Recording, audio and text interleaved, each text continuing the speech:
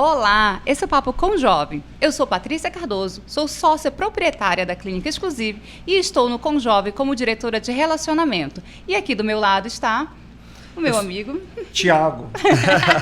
Eu sou Tiago, sou proprietário da Boto Gelato e estou no Conjovem como diretor de inovação. Bem-vindo a todos vocês que estão aqui com a gente. Obrigado, seu Alberto, também por estar aqui conosco nesse papo jovem, descontraído. E eu não vou te apresentar não, porque o seu currículo aqui é grande, meu amigo. Tem sigla aqui que eu não sei nem dizer o que é. Então eu quero que o senhor se apresente, fala pra gente aí dessa sua trajetória de vida, né, de empresa, dentro do associativismo. Então, por favor, gostaria de ouvir agora um pouquinho dessa sua breve carreira ao longo do associativismo e dessas monte de sigla, FACIAPA, Sindilojas. Boa noite, Noite. Patrícia, boa noite, Tiago. Primeiro, parabenizar o Conselho de Jovens Empresários da Associação Comercial de Santarém, a pessoa da sua presidente, a Débora. Eu acho que é uma inovação, né, a gente trocar ideias, né, com pessoas que já estão há mais tempo no associativismo, né, e eu já estou há mais de 20 anos, com vocês, jovens que estão chegando agora.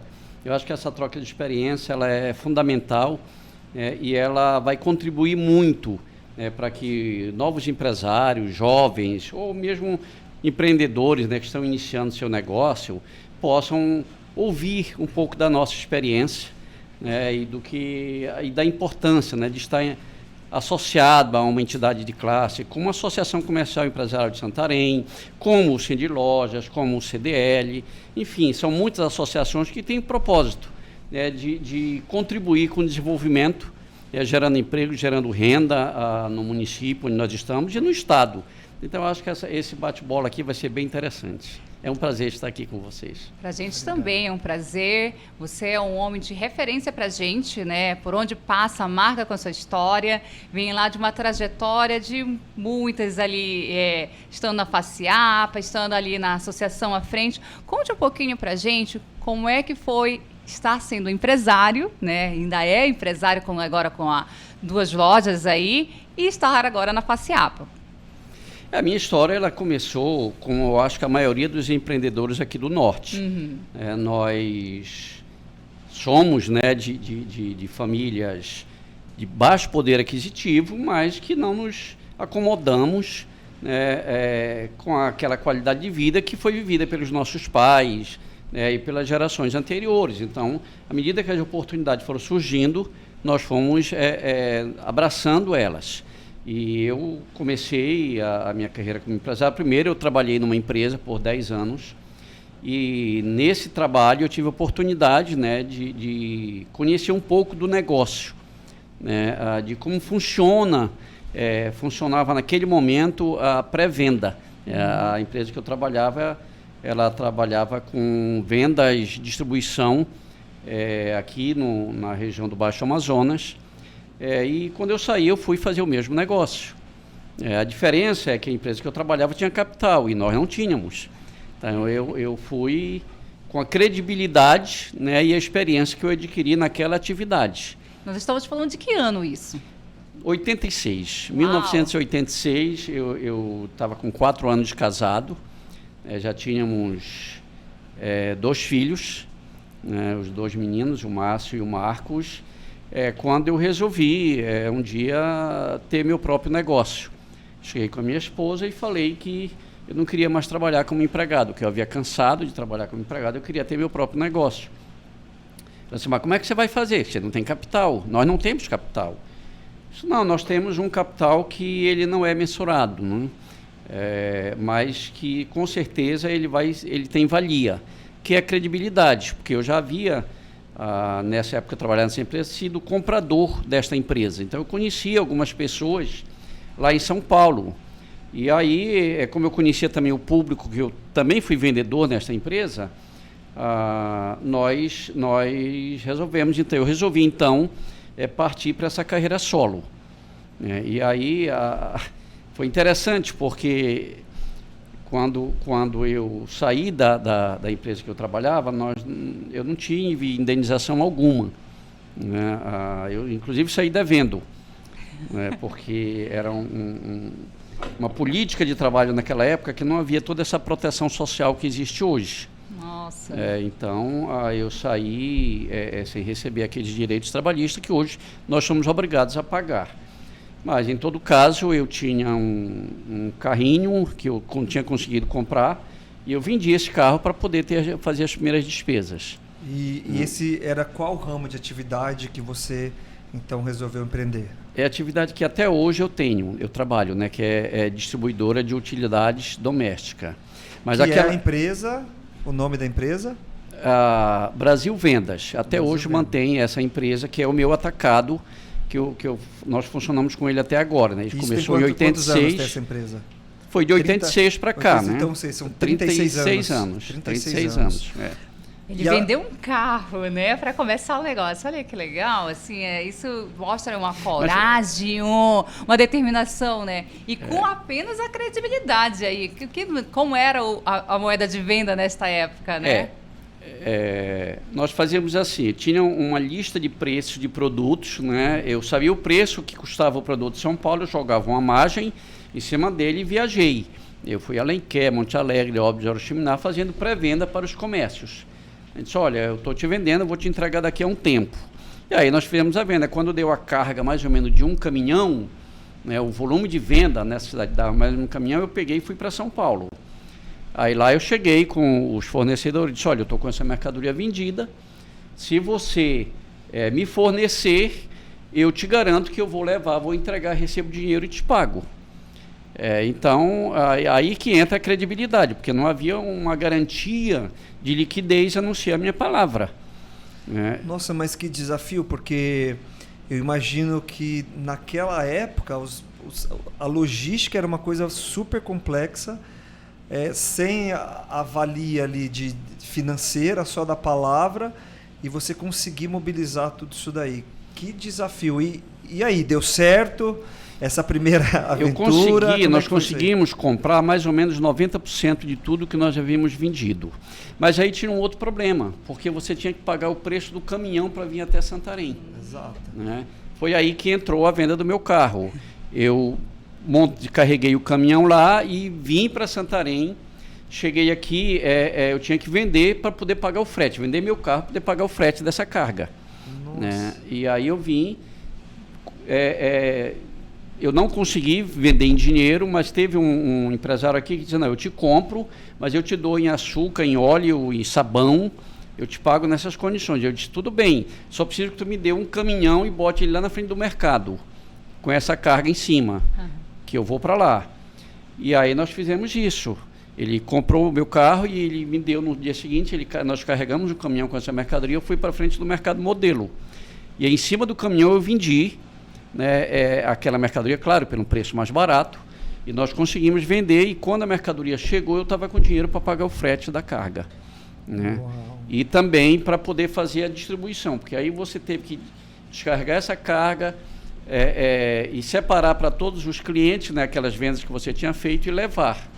E aí eu levei essa carga para os meus clientes e negociei para receber à vista, né? Então, à medida que as parcelas iam vencendo do que nós havíamos comprado, nós conseguimos honrar todos os compromissos. E aí, daí para frente... Né, só expandir o negócio, né? Começamos só a expandir. À medida que foi sobrando já alguma coisa, a gente ia capitalizando em próprio produto, né, em própria mercadoria. Como você vivia uma inflação muito grande naquela época, era importante guardar estoque, armazenar mercadoria, porque ela subia muito rápido. Nós chegamos a conviver com inflação aí de 20% ao mês. Então, era um momento em que ter mercadoria era uma garantia de receita também, era uma garantia de que você ia aumentar o preço. Porque nesse modelo você vendia por um preço, pode ser que quando você fosse buscar a mercadoria já estaria muito mais caro. Muito mais caro. E aí foi realmente mais caro. um desafio. E esse modelo de negócio que você começou a operar, ele durou quanto tempo nesse formato? Demorou uns 3, 4 anos. Foi o tempo que eu me capitalizei para já ter o meu próprio estoque. Depois de 3... E quando que isso virou, então, uma loja com um nome próprio, com espaço físico, que você não precisou mais fazer essa pré-venda e sim as pessoas entrarem e fazerem a compra direta no seu... Então, a loja do varejo, né, porque são 2 segmentos. Eu comecei com esse trabalho de venda para os pequenos empresários. Né? E como você falou... Você distribuía, então, para... Eu distribuía, né, mas era com pré-venda. Eu ia, vendia, né, sem ter o estoque, comprava, vinha e entregava. Né? E como você bem falou, existia um preço a ser trabalhado, precificado para minha entrega e não para minha venda, por causa da inflação. Então eu sempre vendia mais caro, né, para poder ter uma rentabilidade quando viesse entregar 30, 40 dias depois. Mas isso já era mensurado na hora que você precificava para ir vender. E o próprio cliente já sabia que quando ele fosse receber, ele estaria comprando já com um preço bom, diferente do que no momento que ele estava fazendo a compra, porque a inflação era galopante naquele momento. Esses altos e baixos da economia, como foi para chegar até hoje, né? A gente sabe que a economia é como se a gente estivesse vendo uma montanha russa. Conte aí um pouco dessa sua experiência de viver nesses altos e baixos do econômico. O momento pior foi quando foi se criado, quando o Collor assumiu, que ele pegou toda a poupança, né, tudo que havia no banco, né, deixou as famílias as empresas com R$50. Então aquele foi um momento crítico, não apenas para mim, mas para toda a nação, porque quem nos devia também não tinha como nos pagar, porque o dinheiro estava bloqueado. E aí você teve que então construir uma negociação com os teus fornecedores, com os teus clientes. Então foi bem complicado naquele momento. Mas depois as coisas foram se ajustando, foram se acertando e nós já tínhamos um pouco, né, de produto em estoque, então isso deu um certo fôlego para a gente poder honrar com os compromissos. Mas foram tempos difíceis. E deixa eu entender aqui, a Brasil Vendas, então, é um negócio que dura até hoje, ele permanece até hoje, mas a gente tem uma outra empresa que também leva aí a sua história. Sim, certo? Há cerca de 16 anos, tá? Então, nós 36, a gente ficou 20 anos só com distribuidora. E há 16 anos nós migramos para o varejo. Nós entramos no varejo abrindo uma loja chamada Supermix, que se mantém até hoje. E nós abrimos lá na Lameira Bittencourt, né, com a Tapajós. E deu muito certo esse modelo de negócio. Tanto é que nós expandimos para Itaituba, para Altamira, abrimos outras lojas em Santarém, mas aí vem um problema que eu creio que não é apenas nosso, mas é um problema até cultural dentro do Brasil, que é você criar redes de lojas. Então, se você vê a história das redes de lojas no Brasil, você percebe que elas têm um crescimento, né, uma ascensão, mas depois tem um declínio. E aí onde é que está o problema? Na mão de obra. Você tem dificuldade em qualificar, né, pessoas para tocarem o negócio, né, e você fica abrindo filiais e abrindo lojas, mas você tem dificuldade de mão de obra. E não é à toa que você tem experiências, né? E aí nós podemos citar aqui no Pará a própria Yamada, né, teve uma ascensão, depois teve queda, Ricardo Elétrico no Brasil, agora você está vendo aí Americanas. Então, claro, cada uma tem as suas peculiaridades, a sua gestão, mas existe por trás uma cultura, né, que precisa ainda ser muito trabalhada no Brasil para quando você cria grandes redes. E eu fiz essa leitura, então eu recuei. Eu vi que eu teria problema, então ao invés de chegar a um ponto em que eu tivesse que fechar por falta de liquidez, eu preferi recuar e manter a coisa mais sólida. Nós chegamos em quantas lojas no 11. total? 11 lojas. Foi. Chegamos E hoje estamos em quantas? Nós estamos em 2 e eu estou muito satisfeito. Mas, senhor Alberto, o que está passando pela minha cabeça aqui, quando o senhor fala. Tá, eu entendo que assim, a distribuição, a representação que é a Brasil Vendas, né? já exige muito, precisa também de pessoas ali que sabem negociar, sabem que elas precisam ter relacionamento, já é uma dificuldade. Depois a gente tem o varejo, que é uma coisa que também eu vivo na dificuldade de ter pessoas alinhadas com a sua cultura, com a mesma sede de vencer que você tem, atender com qualidade, que você bem colocou que hoje, que é um gargalo que a gente enfrenta, e os negócios eles entram num entrave que ou você muda tudo ou o negócio se realmente tem que dar uns passos aí para trás e repensar até onde você quer ir. Agora eu te pergunto, com tudo isso em suas mãos, todas essas problemáticas, aonde que entra o associativismo e o tempo para você inserir e resolver ser um voluntário e dedicar o seu tempo nesse novo negócio? Tá. Eu acredito que a solução para todo esse problema cultural, né, e de dificuldade de expansão, para você criar redes de lojas, passa por um associativismo mais forte. Tá? Porque é justamente ali que você vai poder entender, né, e poder buscar soluções para que você tenha pessoas mais qualificadas, para que você crie ambiente de negócio mais favorável, tá? Para que você discuta com governos, tá, políticas para o empreendedor poder crescer e desenvolver. Então eu fui exatamente pro associativismo buscar essa solução. E eu encontrei muitas respostas, né, o porquê das dificuldades de crescer. E eu acho que agora uma construção, né, à medida que o empreendedor, o empresário, ele perceber a importância de estar ligado a uma associação comercial, a um sindicato lojista, a uma câmara lojista, eu acho que a hora que ele compreender essa importância, ele vai ver que o benefício ele é coletivo. Enquanto o empresário não vai para uma associação comercial porque ele não vê um benefício pessoal, direto, ele não consegue compreender a dinâmica do associativismo. Quando você aqui em Santarém brigou muito por conta da falta de energia elétrica, enquanto a associação comercial, você esteve com o governador do estado, você esteve com a empresa de energia elétrica daquela época, buscando trazer o linhão para Santarém, você estava pensando no coletivo, mas também no individual. Porque chegou um momento que nós ficamos aqui com 18 horas sem ter energia. Né? Por dia. Quando você negocia com o governador, né, com o secretário de Finanças do Estado, de Fazenda do Estado, um refis, você beneficia a todos. E isso você não consegue individualmente, você consegue pelo coletivo através de uma entidade representativa. Certo. Né? E nesse contexto do associativismo, o seu primeiro passo nesse ambiente foi na ACES. Então, eu fui convidado, né, por um amigo em comum para que eu fosse conhecer a ACES. E eu fui, gostei e entrei como vice-diretor comercial. Foi na gestão do Renato Dantas. Né? E lá você permaneceu por quanto tempo? Eu fiquei 2 anos na gestão do Renato, aí o Olavo das Neves, né, um grande amigo nosso, assumiu a presidência e eu fui como diretor comercial e, salvo engano, depois fui para a vice-presidência. Mas aí, quando o Olavo saiu, eu assumi a presidência.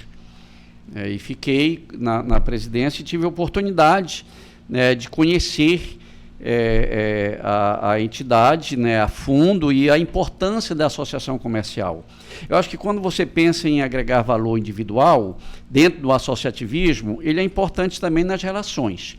Porque foi lá eu conheci muitas pessoas com quem eu passei a fazer negócios, tanto clientes quanto fornecedores. Então, você está dentro de uma entidade, também te ajuda na sua própria empresa. Porque é lá que você conhece, por exemplo, um gerente de banco, um superintendente de banco, é lá que você conhece um grande fornecedor, é lá que você conhece um potencial cliente. Então, esses também são benefícios pessoais, né? Fora os benefícios coletivos, que são esses que eu já mencionei. E ele ajudou a estar na associação nos seus negócios? De que maneira? Ajudou muito.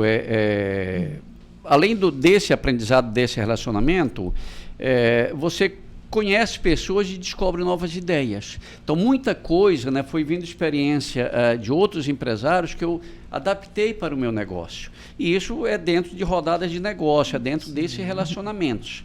Então, eu acho que isso é importante. E a entidade, ela também propicia a capacitação dos teus colaboradores. Agora, por exemplo, eu estou na FACIAPA, que é a Federação das Associações Comerciais do Estado do Pará. Nós fizemos convênio, né, com a FACESP, que é a Federação das Associações Comerciais de São Paulo, através da CACB, que é a nossa confederação. É uma sopa de letrinhas aqui, mas é importante a gente mencionar isso, porque é pela confederação que nós conseguimos chegar na FACESP, que ela detém a Faculdade do Comércio. A Faculdade do Comércio é uma faculdade que a preocupação dela única é capacitar pessoas para o mercado de varejo no Brasil. Então, isso é uma inovação. Nós, dentro da faculdade que nós vamos estar implantando aqui em Santarém, através da Associação Comercial, é uma faculdade que vai capacitar pessoas para trabalhar no varejo.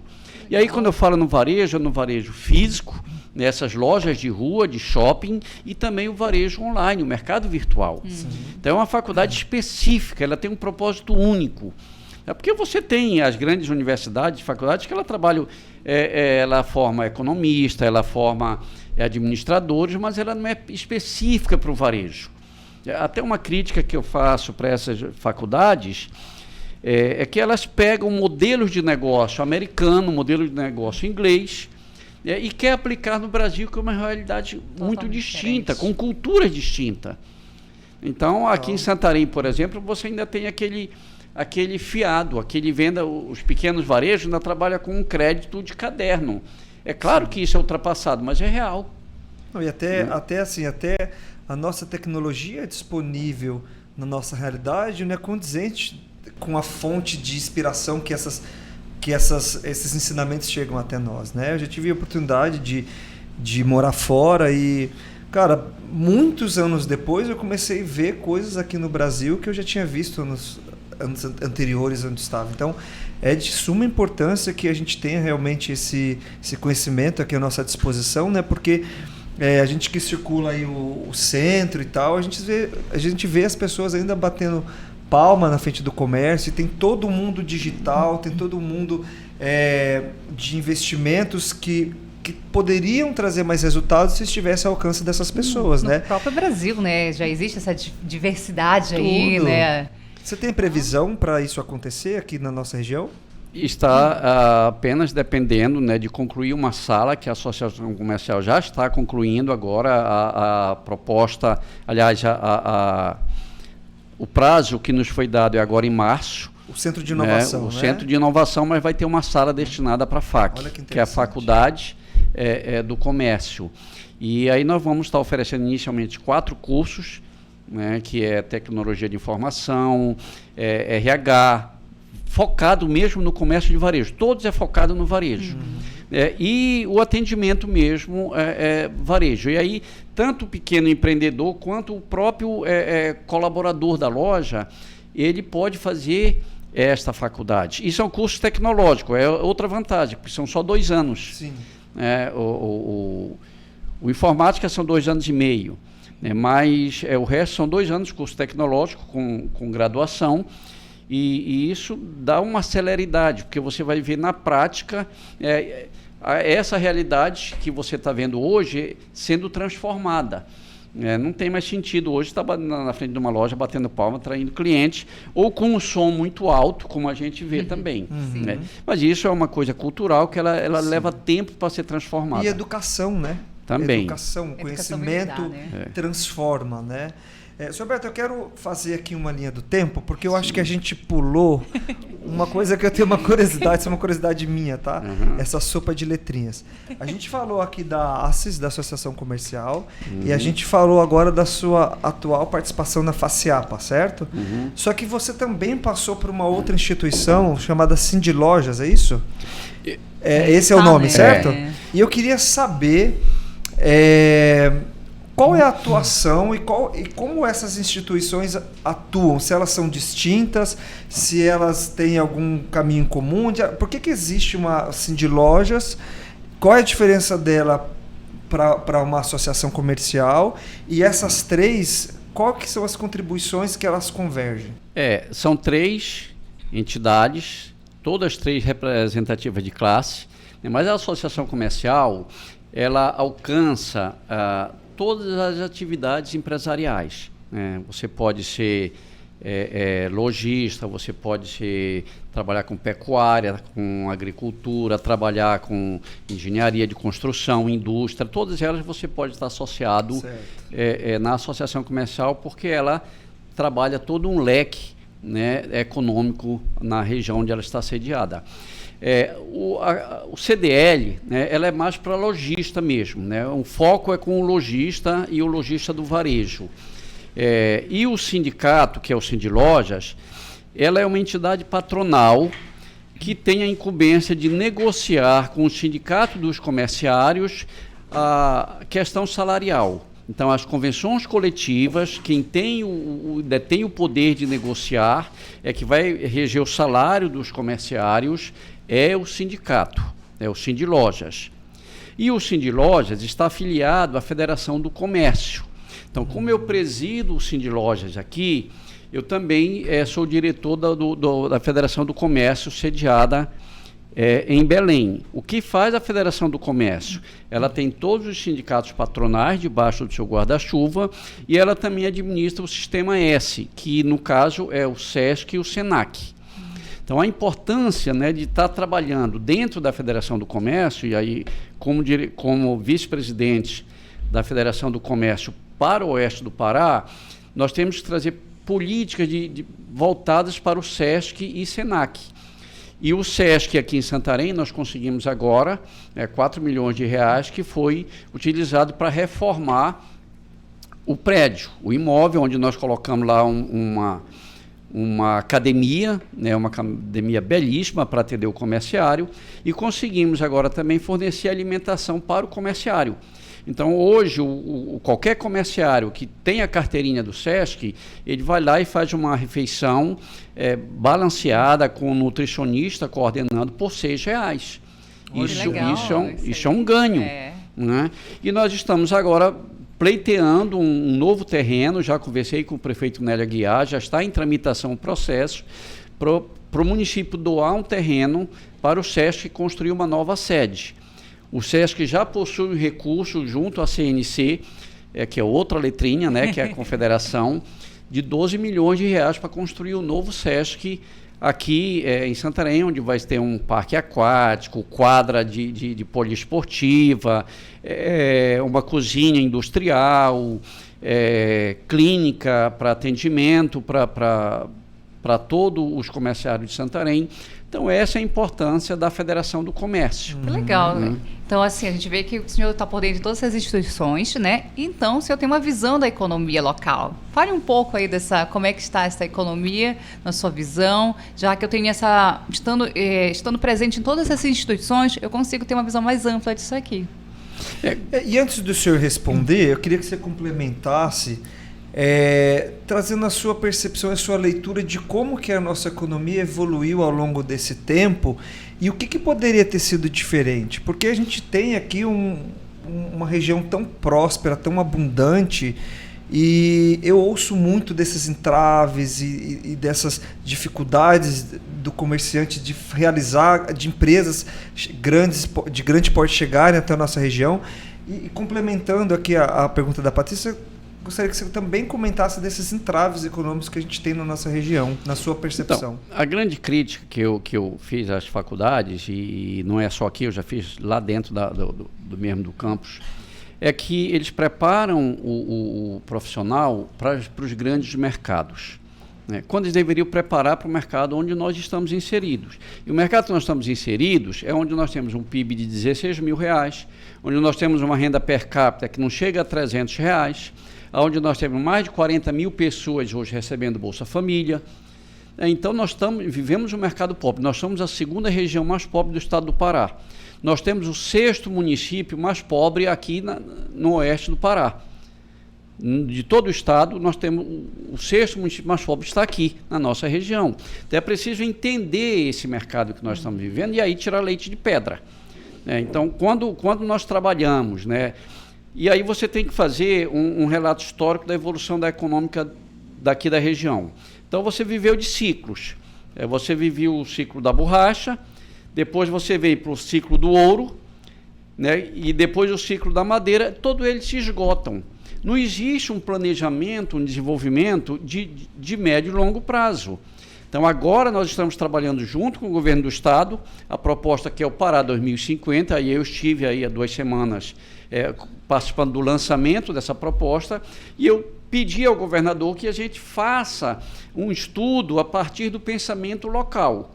Não dá para as pessoas lá do escritório, no conforto do seu escritório lá em Belém, imaginar desenvolvimento econômico aqui sem falar conosco. Nós temos um estado muito grande, com vocações regionais distintas, e você não pode pensar o mesmo modelo para todos os lugares. Então, o que você pensa lá para a região do sul do Pará, ali, Paraopebas, aquela região, é diferente da nossa. Lá a economia deles é muito mais forte e está focada no minério. Aqui a gente poderia pensar o turismo. Você já tem uma expansão do agronegócio aqui. Nós temos hoje, só em Santarém, Mojuí e Belterra, 550 mil hectares de área que já foi antropizada. 110 mil já está sendo ocupada pelo agronegócio, que gera aí 2 bilhões em receita por ano. Mas ela está concentrada. Você tem 150 famílias que administram esse recurso. Então, quando você pensa em exportação, quando você pensa no saldo da balança comercial, é ótimo. Mas quando você pensa na economia local, você tem que diversificar. Então, dessas 550 mil, você tem que tirar uma parte dessa para o pequeno agricultor. Porque essa economia circula internamente. E aí nós fizemos uma proposta, entregamos na Secretaria de Desenvolvimento do Estado, que é você criar uma central de abastecimento para o pequeno produtor rural aqui. Então, ao invés de você... E aí é saudável que você tenha o agronegócio, tá? Eu não sou contra o agronegócio. Mas você tem que pensar em políticas para a economia local também. Porque se você pensar só na expansão do agronegócio, você vai estar só trazendo a população que já existia, que já morava nesse interior para dentro da cidade. E aí você vai ter um caos social muito grande, que são os bairros desordenados e que não tem receita, não tem geração de emprego na área urbana para atender todas essas pessoas. Então é preciso que o governo e a políticas públicas seja pensada para também permanecer com o homem no campo. Mas aí você tem que levar qualidade de vida, você tem que levar internet, você tem que levar energia, você tem que também propiciar para que o que ele produza seja vendido no mercado local com possibilidade de exportar e não para o atravessador. Porque o atravessador compra a farinha lá na comunidade que a pessoa produz e vende pelo dobro do preço em Manaus. Por que esse produtor não pode inventar de uma central de abastecimento e aí fornecer direto? Aí você tem que contar com o apoio do SEBRAE para preparar e capacitar esse produtor, você tem que contar com a Embrapa, você tem que contar para que ele produza melhor, né? E aí você tem uma dinâmica onde esse produtor vai consumir localmente e você fortalece o mercado local. Ter polos, né, para poder educar essas pessoas que estão no campo, né? Porque muitas das vezes elas também não querem vir para a cidade, né, para se desenvolver também. Acabam ficando lá até pela dificuldade de deslocamento que a gente tem da nossa região. Então, isso seria interessante também ter essa visão de a gente poder educar eles lá. Mas muitos até querem, Patrícia. A questão toda é como permanecer no campo se o filho vai crescer e não vai ter escola. É verdade. Né? Então é preciso você dar essa estrutura, dar essa infraestrutura e suporte para que ele permaneça lá e ele tenha renda. Ele tem a receita, mas se ele, enquanto ele ficar produzindo para o atravessador, ele não vai ter essa receita.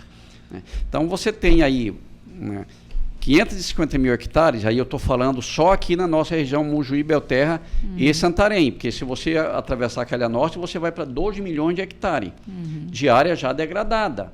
Né? Então, se você tem essa balança, onde você tem produção local, com possibilidade de vender, com preço justo, né, e dentro de uma central de abastecimento. E aí você cria a cultura de cooperativas, né, para que eles também estejam dentro de cooperativas, para você ter uma produção em escala. Que o próprio comércio local, Se não houver uma entrega em escala, ele não vai comprar, ele vai buscar no Centro-Sul.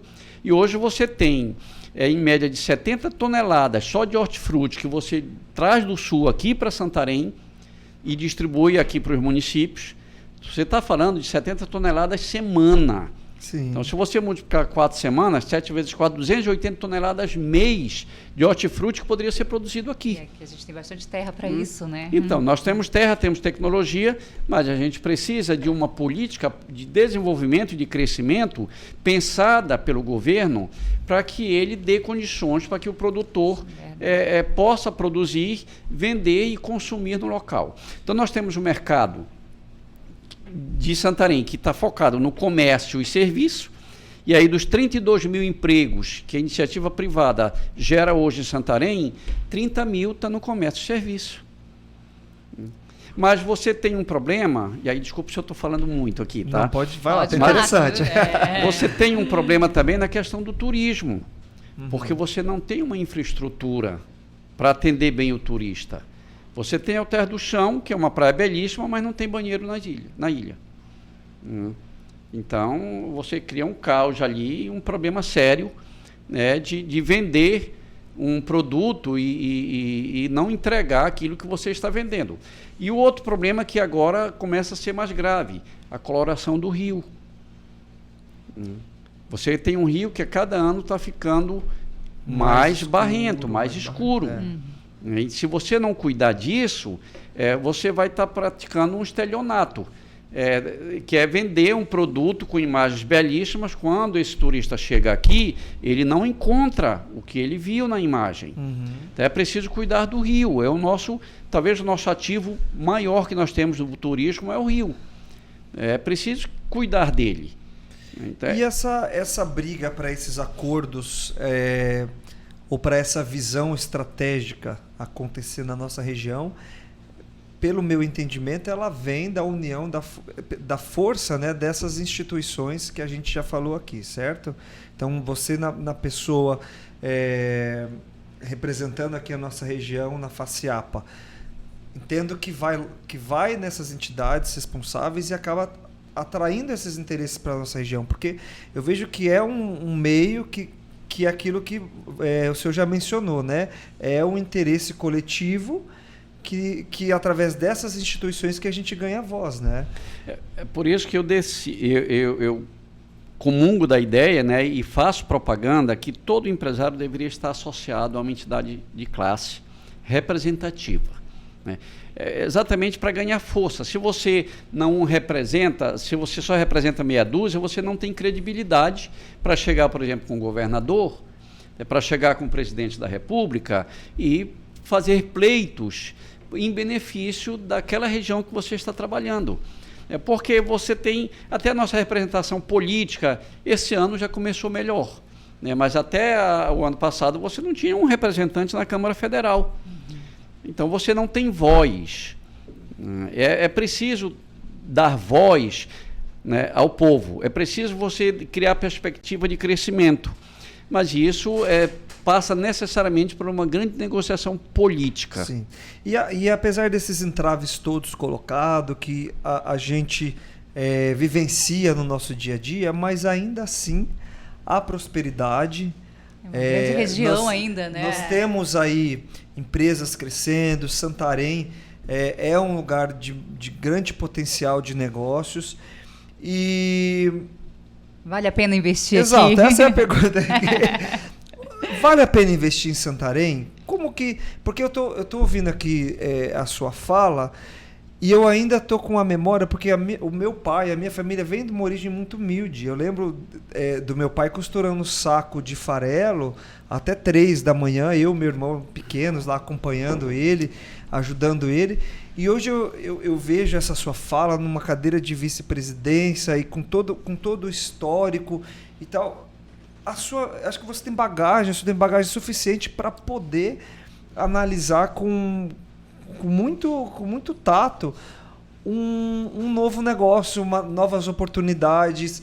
Hoje nós temos aqui em Santarém, como bem mencionado, nós temos a ACES, Sindilor, CDL, representação da FACIAPA, temos SESC, tem SENAC, tem SEBRAE, tem... E aí? Investimos em Santarém? Vale muito a pena investir em Santarém, mas eu acho que é importante, né, esse investimento em Santarém está ligado a um projeto maior para o nosso crescimento. Tá? E quando eu falo em projeto maior, é você unir forças, tá? E aí a importância do associativismo, para que você destrave a questão do porto, tá? Porque a nossa área portuária 2, ela está travada, ela precisa sair para que a gente tenha capacidade de exportar em uma quantidade, em escala muito maior, porque hoje nós estamos vendo só barcaças passando aqui pela frente da cidade, porque nós não temos um porto. Tá? Nós precisamos destravar o distrito industrial. Você tem uma produção muito grande aqui de produtos da região, e por falar nisso agora, nós conseguimos trazer, através do SEBRAE, um polo de bioeconomia que está instalado em Belterra, onde nós vamos trabalhar, né, tudo que se produz dentro da nossa floresta e ver se agrega valor a esse produto, né, para você poder gerar mais renda e mais receita. E esse polo que o SEBRAE, né, criou lá no museu em Belterra, ele é muito importante para você trabalhar essa bioeconomia. Tá? Mas é importante que você tenha esse distrito industrial, que ele seja destravado, que ele seja implementado. Nós temos toda uma produção cacaueira na região da Transamazônica, que hoje se desperdiça toda a polpa do cacau, né? Ela é jogada, lançada fora, quando ela poderia ser produzida, trazida para o distrito industrial e processada. Nós temos hoje, esse cacau ele vai ser processado lá na Bahia, a amêndoa está sendo levada para a Bahia e lá transformada em chocolate, poderia ser aqui em Santarém. Então, olha a escala que você ganharia produzindo aqui. Você tem hoje ainda a exportação de madeira em tábuas, quando você poderia exportar móveis. Então, há toda uma possibilidade. Só para você ter uma ideia, a nossa indústria aqui de produção de tijolos, de telhas, né? Nós tínhamos 47 olarias aqui. Hoje nós só temos 25, porque a cidade cresceu e elas ficaram dentro da área urbana. E aí você não tem mais permissão para renovar a licença, porque ela tem um apelo ambiental que ainda agride muito. Sim. Mas até o dono da empresa, ele não vai investir num parque tecnológico novo, porque ele está dentro da área urbana, ele precisa ir para dentro do distrito industrial. Então você cessa o investimento, né, em produtos, em maquinário, né, mais eficiente, menos poluente, porque você não tem um distrito. Então era uma cadeia que ia crescer muito. A cadeia oleira aqui de Santarém, que ela é tradicional. Né? E ela tem muito a produzir, muito a crescer, mas é preciso que você crie um ambiente favorável, e isso é o distrito industrial. Eu ouço aí nessa tua fala inúmeras oportunidades, inúmeras soluções que podem e acredito que vão chegar na nossa região, né? E eu fico muito feliz e muito satisfeito de fazer parte de uma instituição que ela luta e ela briga e ela olha para os interesses de quem quer investir, porque mais uma vez volto na sua história, ouvindo lá de como o senhor começou vendendo um bem material que na época, né, um carro e tal, acreditando que poderia dar certo. Eu acredito que quem está chegando, que quem está aqui agora ouvindo essa nossa fala, que está assistindo a gente, pode ser um público que ainda vai começar a acreditar que o seu negócio vai dar certo. E a sua fala me leva para um caminho de muita prosperidade, porque são oportunidades que vão chegar na nossa região, ou ela chega, ou ela chega. Porque nós temos hoje representantes e tem empresas aqui que precisam dessas soluções acontecendo para elas continuarem. Então, como o senhor bem disse, né, nós temos representação pública hoje, né, lá o deputado federal, que é da nossa região, que está em Brasília, que acredito que vai somar muito para nós. Então, eu acredito muito que quem está chegando, o próprio Centro de Inovação, que é um marco aí para a nossa região, né, com várias instituições. Acho que há 2 semanas atrás nós fizemos uma reunião junto com a presidente Débora e outros participantes de uma fundação com recursos disponíveis para ideias que trazem inovação sustentável para a Amazônia. Então nós temos muitos olhos para a nossa região, muito cuidado, muita vontade de ver essa bolha explodir e ver a coisa crescer. Então, assim, acredito que para quem chega, para quem está com medo de começar, para quem ainda vai caminhar por essa estrada que o senhor já andou aí, quando ainda nem tinha nem asfalto, eu acredito que hoje nós podemos encontrar um caminho mais, digamos assim, instruído. Eu estou com receio de usar a palavra fácil, porque eu acho que não é fácil, né? Mas ainda está um pouco desafiador ainda, mas já melhorou bastante, né? Pelo que ele contou da história dele aqui. Exato. E pela fala dele também eu vejo assim, falta o comércio se unir mais, né? Os comerciantes se unirem mais para a gente ter uma voz mais forte, porque pelo que eu entendi, assim, ó, ainda estamos com uma voz meia tímida, meia calada ali, e poucas pessoas que ainda estão lá na frente lutando. Seria isso, mais ou menos? Não, mas eu sou mais otimista, tá? E eu acho que o próprio fato de estarmos aqui e mostrando que vocês, jovens, né, buscando conhecimento, buscando essa troca de experiências, já é um sinal de que a gente está indo fazendo a coisa certa, de que nós temos esperança, de que nós vamos realmente ter uma economia mais pujante. E eu acho que o mais importante, e eu sempre ouvi falar de que Santarém tem potencial do turismo, potencial tecnológico, potencial. Nós temos que transformar esse potencial em produto. Potencial não vende, potencial não gera emprego. O que gera emprego é produto. Então, nós temos esse compromisso, essa responsabilidade de transformar esse potencial em produto.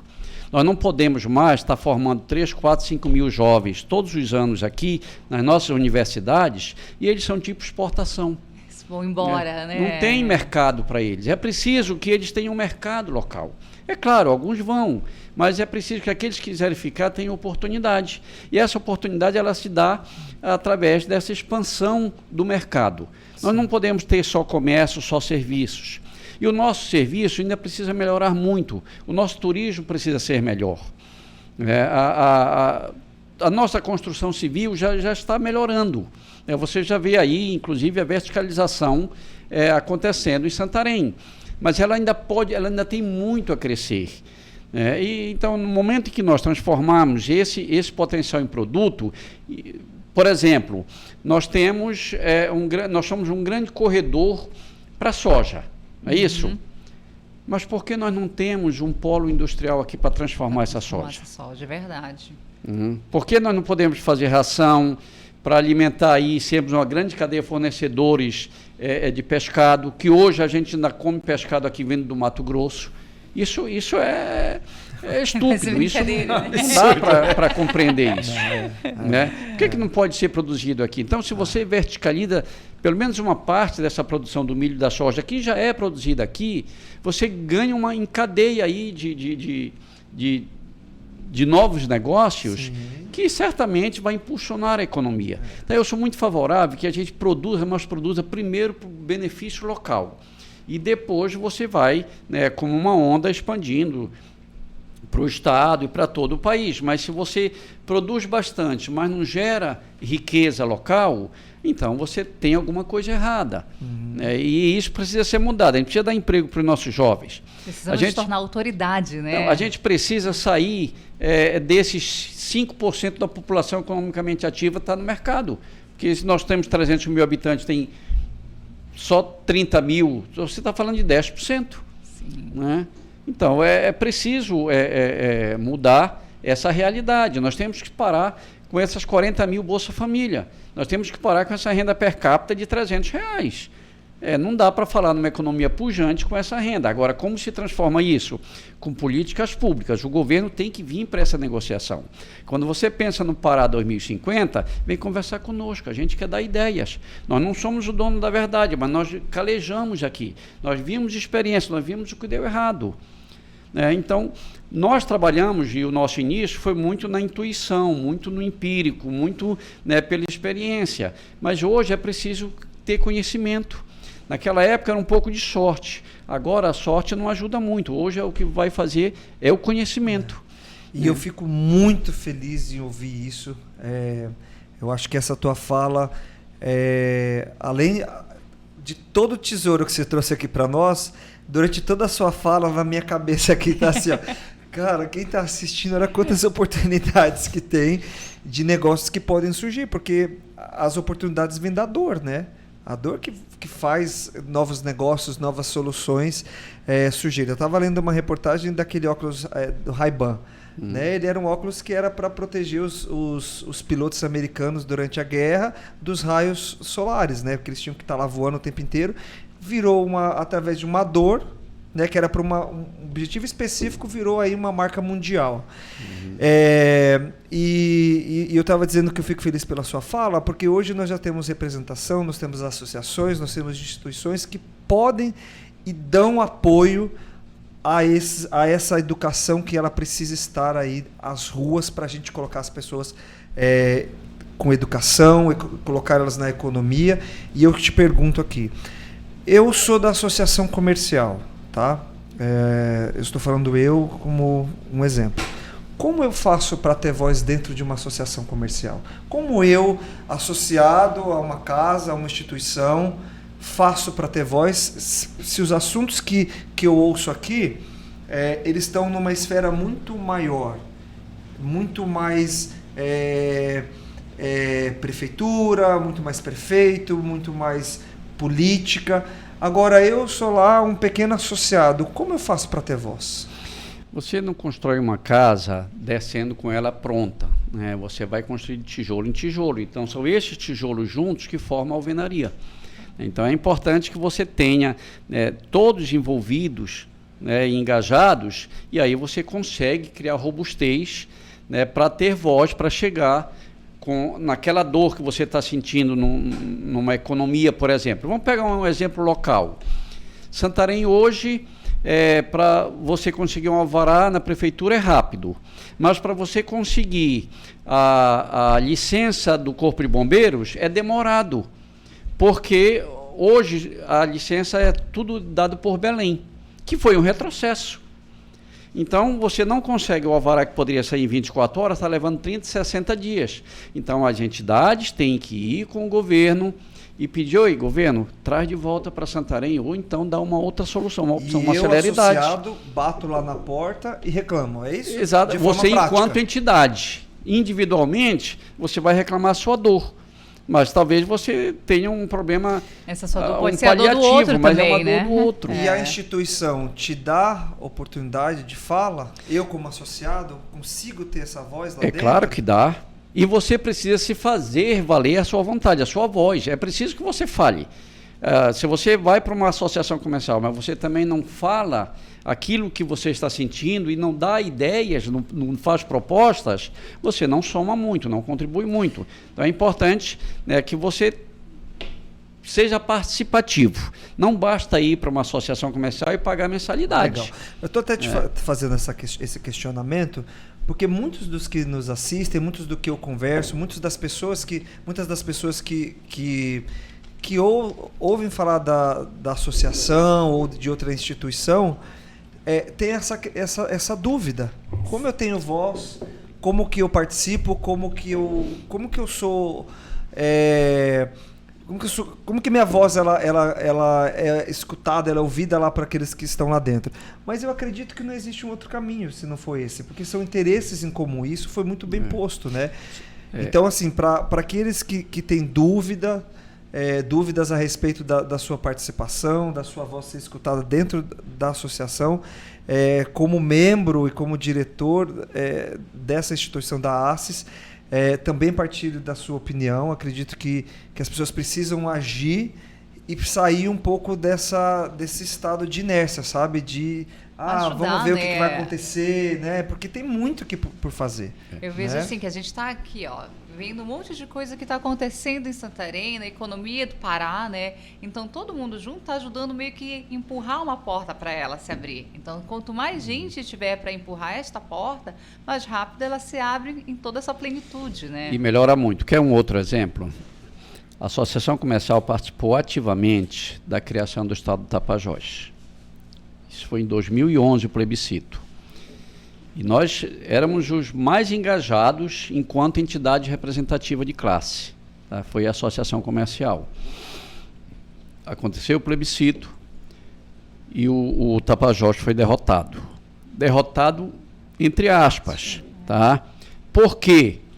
Porque foi aquele movimento que fez o governo entender que o Pará não terminava em Castanhal. Né? E começou, então, políticas para o interior. Só a título de exemplo, havia aqui em todo o oeste do Pará 70 quilômetros de asfalto do governo do estado, tá? Que era essa PA que liga Santarém até Curuaúna, a hidrelétrica. Era o único asfalto que havia. Hoje já está chegando a 500 quilômetros de asfalto aqui. Só um exemplo. E aí surgiram os hospitais regionais, né? E agora se criou as secretarias regionais. Então isso foi resultado daquele movimento, né, que se levantou para a emancipação do Estado. Então hoje nós podemos falar que o Pará ele é governado para todo o Pará. E não é mais só para a região metropolitana. Então, isso é um ganho. Isso é um exemplo que, quando você está junto, você obtém resultado. Então, a entidade empresarial, né, o empresário que ele quer ver resultado para o seu negócio, ele precisa somar, né, ele precisa dar ideia, ele precisa colaborar dentro da associação comercial, dentro do Cindy Lojas, dentro do CDL, tá, com as suas ideias, com as suas propostas e com a sua dor. É porque é aí que a gente vai poder entender o que nós podemos contribuir para resolver o seu problema e também o problema de toda a comunidade empresarial. Já diz, né, o ditado, junto vamos mais longe, né? Então, claro, vamos nos unir aí. Seu Alberto, caminhando para o fim, né, desse nosso bate-papo, incrível ouvir a sua história. Admiro, né, esse seu relógio, parece que ele tem mais horas do que o meu. Porque... e essa energia, né? E é muito bonito, sabe? Ter uma mente preocupada com o coletivo, né? Num momento de mundo tão individualista, tão fechado. Eu fico muito lisonjeado de ter tido esse bate-papo com o senhor aqui, te conheço aí dos corredores da associação, sou amigo dos seus filhos e conheci a sua história de longe, né, das suas empresas. Então, parabéns, uma história linda que eu tenho certeza que vai aí muito longe ainda com as suas ações e projetos para a nossa região. E aí eu queria pedir para você deixar uma mensagem para os jovens que estão chegando aí, ouvindo esse monte de projetos, um monte de energia e de soluções que estão, né, para chegar para a nossa região. Queria que você deixasse uma mensagem para essa galera, para quem, né, quer chegar para a associação, para quem está buscando a associação como uma solução, alguém que às vezes está com medo de empreender, às vezes alguém que está empreendendo, mas está um pouco perdido. Uma mensagem de encorajamento, baseado nessa sua história, nessa sua vida de doação, né, à nossa região. Então, essa é a sua fala. Eu acredito que a mensagem melhor que eu possa dar é que esse jovem que quer empreender se espelhe em vocês. Vocês que são jovens, vocês que estão empreendendo, vocês que estão vindo aqui, vocês que estão gastando o tempo de vocês para essa troca de ideias, porque vocês estão com sede. Sede de crescer, sede de ter sucesso. Eu acho que vocês são a melhor mensagem que todo jovem empresário precisa ver, sabe? A presidente do Conjove, Débora, que também está fazendo um trabalho fantástico. Com certeza vocês estão de portas abertas para receber todo novo empreendedor, todos aqueles que querem empreender em Santarém, ter sucesso e buscar conhecimento. Eu acho que nós estamos na era do conhecimento, estamos na era da informação, nós estamos na era de inovação, da tecnologia. Não dá mais para você fazer um negócio na base da intuição. Ela é importante, tá? Porque ela pode te ajudar a não errar. Mas é importante que você detenha a informação, detenha o conhecimento e busque, né, dentro do associativismo, essa troca de ideias, essa troca de valores. Eu acho que tudo isso é importante. Então, Santarém, sim, é uma terra de oportunidade. mas nós estamos trabalhando junto com vocês, junto com todo aquele que quer crescer, evoluir, para transformar esse potencial que é Santarém em produto e com isso gerar riqueza, gerar emprego, gerar renda, melhor qualidade de vida para a população, para todos nós. Eu acho que essa é o propósito de todo empresário, esse deve ser o propósito de todos nós queremos construir uma região mais próspera, mais bela, mais bonita para todos nós vivermos. Muito obrigada, seu Alberto, pelo seu tempo, sua disponibilidade de estar aqui, né, trocando essa ideia, fazendo a gente aqui sonhar com uma Santarém, com uma economia melhor. Foi muito rico. E vamos terminar isso com um brinde, né, ali. Vamos brindar esse momento, esse encontro. E esse foi o Papo com o Jovem. Queremos agradecer aos nossos patrocinadores e, em especial, a Lamparina.